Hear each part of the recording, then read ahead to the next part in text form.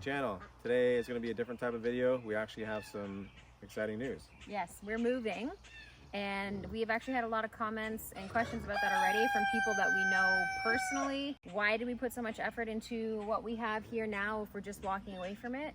And there are a few reasons. One of those reasons is the land. It's actually really wet back there. It's partially marsh. It's environmentally protected. It really holds water. It actually killed our potatoes this year. Yeah, it drowned our potatoes and onions. Drowned potatoes and the onions. It just flooded them. So that's one of the reasons. The land there is going to be better for the things that we want to do.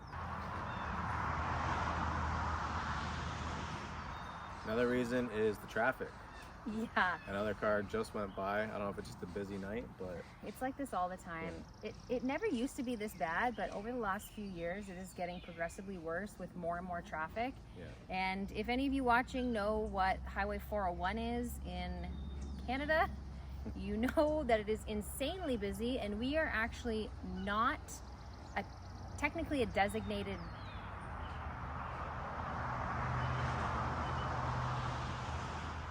We are technically not a designated. Sometimes. It's so annoying.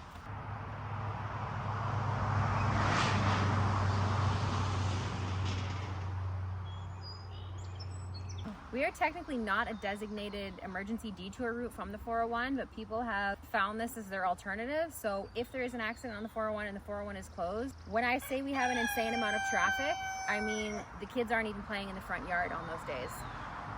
We have just under 2 acres here, which we've pretty much maximized the usable space. The place that we're going to actually has almost 3 times the amount of space, so we're just under 2 acres. This place that we're going to is just under 6 acres, and it's not wet like this. Though it is not a wetland there, we do have water access. we do. Yeah.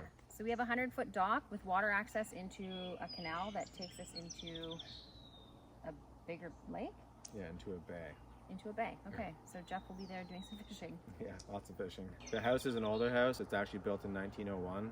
It was abandoned for a while. A gentleman bought it, fixed it up a little bit. Yeah, I think he attempted to fix up some things and it didn't quite go that way. He ran out of money, so we are kind of still walking into a house with a lot of work that needs to be done. So we have no washer and dryer, we have no stove, we have no fridge. The basement has no sump pump in it, and it is Damp for sure. very, yeah.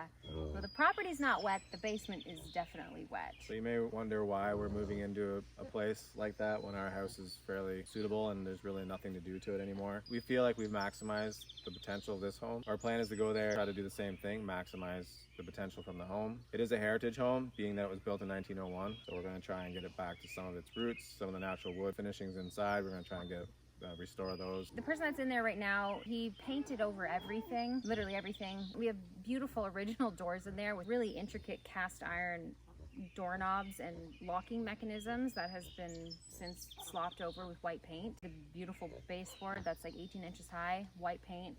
The crown molding, the very detailed, intricate stuff around the doorway, painted. The pine plank floors, painted. Upstairs, yeah. Yeah, quite a mess, but we're kind of looking at this as our last stop into the place where we want to land. We do want to end up off-grid somewhere on, 50 or 100 acres, and this will be our last stop on the way to that. Yeah, that's the plan. Hopefully we don't decide to do this again, but we'll see. We're not doing it again. That's our last stop. We're also going to show you how to build a homestead from scratch. We started this one from scratch, and let me tell you, we learned a lot of stuff. We definitely learned a lot of stuff not to do. Our pigs have gotten out.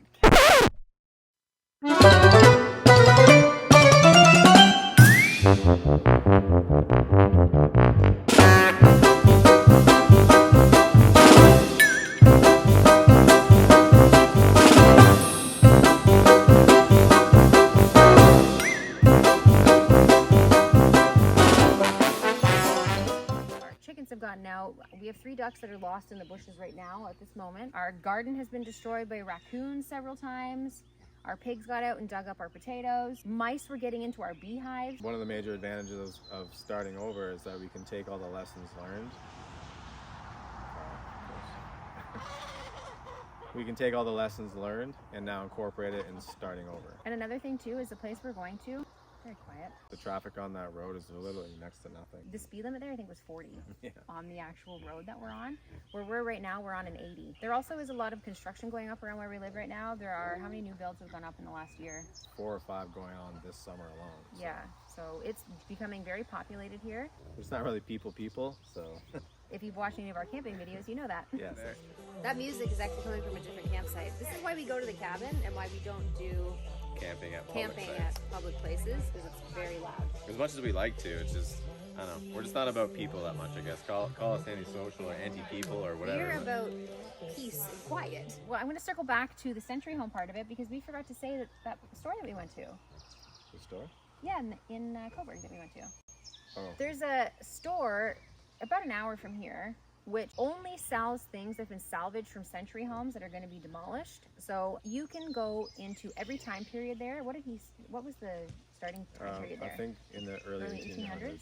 Yeah, so they have stuff, original, authentic pieces, doors, window trim, pillars, hardware, light fixtures, you name it.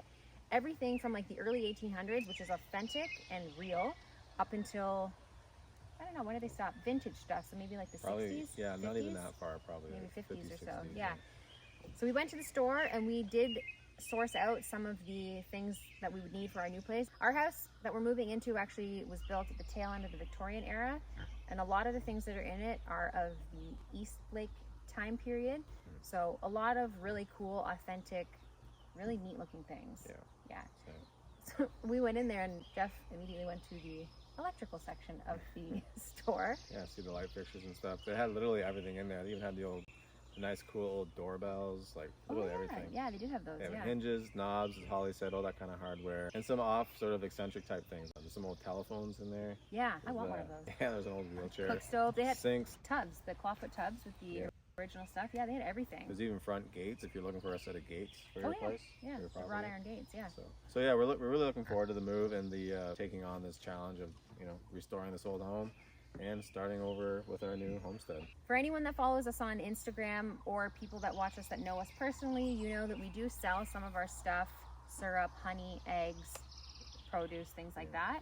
So we've decided to increase what we sell. Yeah, by making a farmer's market. Yeah, we're just not quite sure what that looks like yet, but our plan is to start, scaling up what we make and what we sell. So yeah, brand it, put our label on there. I don't know if you've noticed on our social media that we've changed our profile pics. We have basically a logo now. Yeah, we're building a brand now. Yeah, yes, an authentic view of our lives. Yeah, a little bit more insider view than what we've done in the past as well. So yeah, we aren't just off-grid camping sort of homestead people. We do have other skills outside of that. Jeff is an electrician. I work in healthcare. And we can do just about anything outside together. I actually refinish antique furniture as a hobby on the side, so I've already started refinishing a few pieces that we're going to be taking into this house with us that fit into the time period of the house, which has actually been very exciting because all of the stuff that I finish, I always sell or refinish for other people. So this is actually going to be the first time that I've actually kept pieces for us and that are actually going to fit into the house. One of the first things we're doing when we move in, though, we are going to keep it kind of true to us, and the first thing that we're putting in within the first 4 days of moving in is a wood stove, because 4 days after we move in, they're coming to measure the distance for the wood stove, and then 2 weeks later we're getting it put in. Another reason we're putting a wood stove in too is, while that's how we heat our house here and how we heat the cabin, the house that we're moving into has original windows, so these windows are 122 years old and they are not keeping heat in. Yeah, and the front door. Lots of things to do, lots of work to be done, lots of plans, projects. I'm sure there are going to be tons of changes. So we still have 6 more weeks, I believe, until we actually have to get out of here and get into the new place, but we will be looking forward to actually taking you through the new place, kind of show you how excited we are, and show you some of the plans and what we want to do. We forgot to mention that the people that actually purchased this house that we're in now do not want anything to do with homesteading. So please stay tuned for the video of us loading up all these animals and driving across the countryside with them, because they don't want anything from here. So we are taking all of our animals, all of our fencing, all of our structures. Yeah, and if you have any tips for moving bees, please leave a comment below, because we could probably use some of that. Yes. I think we're going to do it at night. That's the plan right now. We have 3 hives to move. Jeff has a bit of an allergic reaction issue with bees. Yeah. And I can't lift all 3 of those hives by myself. They're just too heavy. So I heard they don't fly in the dark, so I'm kind of going with that. midnight bee move. Yeah, basically. Yeah. So we do have all of our structures, all of our animals, all of our bees, all that electric fencing that we put up this summer or this spring. Yeah. We're taking it down. Oh, and our chicken tractor we got to move. And on top of being pressed for time moving, we actually have our second round of meat birds being processed, I think 2 weeks before we move. Yeah. And then our turkeys are going to be processed, I think the week we move, the week after we move. Once we get settled, we'll be processing our turkeys. So we have so much stuff to do, which is why we have shut down camping for the season so far. And basically, in same with like editing and making videos, we've kind of reeled back. Like we've just been so busy. We appreciate you guys still staying with us and tuning in and being patient. Yes, because once we move, it's going to be an overload of content. Yeah. We are going to have so much stuff to film. So that'll be good. Well, that pretty much wraps up our plans of what we're going to be doing. Stay tuned to see us wrangle all these animals. Yeah. Because even just moving the goats to the hut, which was like 20 feet, that was an event all in itself. It was. So that's it for this one. Thanks again for tuning in. And we'll follow this up, this whole spiel, with some clips because I did take some videos of the new house. So you can get a sneak peek of what we're moving into. See you in the next one. Thanks.